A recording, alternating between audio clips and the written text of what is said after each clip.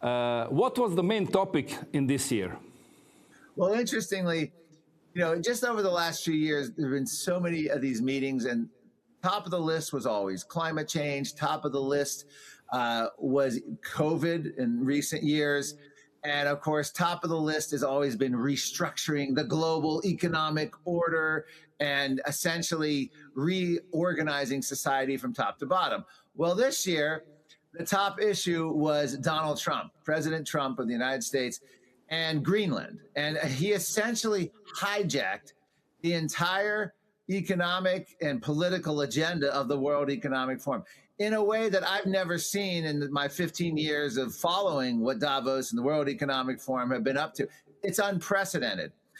And so it was so bad that at one point, European leaders led by Emmanuel Macron were thinking of doing an intervention on Donald Trump.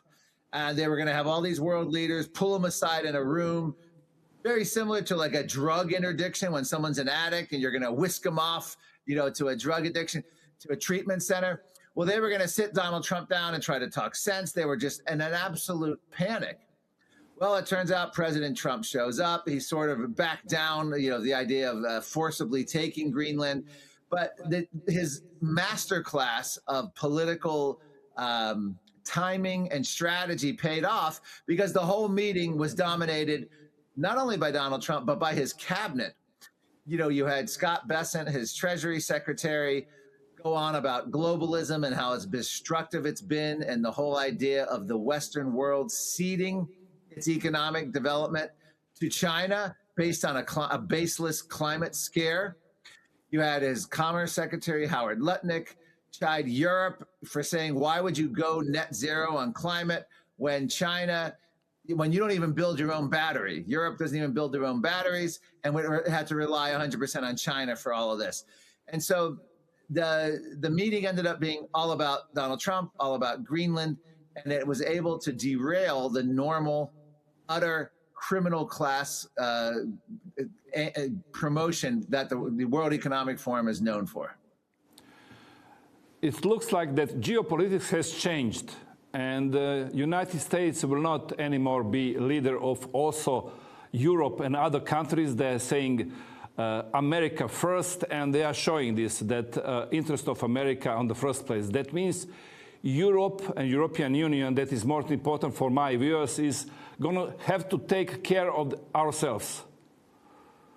Yes. In fact, when Donald Trump first ran for president, you go back to 2015, he was talking about abolishing NATO and about setting up essentially NATO defending itself and the U.S. withdrawal. So what he did here, and he's got a board of peace now he's proposing in the Middle East. He's trying to bypass both the EU and the United Nations and come up with something that, that he's believes is America first. And he believes in nationalism. He believes Europe should be Europe first. And he believes Canada should be Canada first, and Poland first, and Croatia first. And so what he's trying to do with NATO essentially is get them at this point. I don't think he's going to withdraw, but he wants them to be less powerful, and he wants them to essentially pay more and more for their own defense. And he's tried everything to get this Ukraine war ended, which has still not happened. I think once the war in Ukraine ends, there's going to be a further detachment of U.S. with Europe.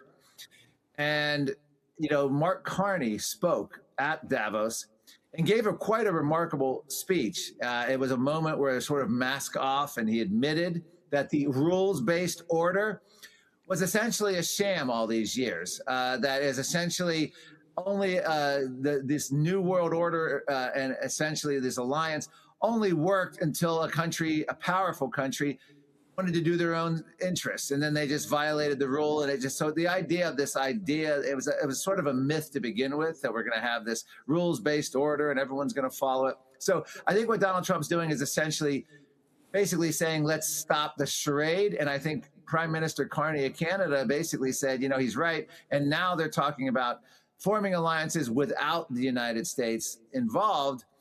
And of course, this is a whole restructuring because you have Russia aligning with China and India and Brazil, You have the BRICS nations. You're going to have a Europe without the stronger influence of the U.S., and you're going to have the U.S.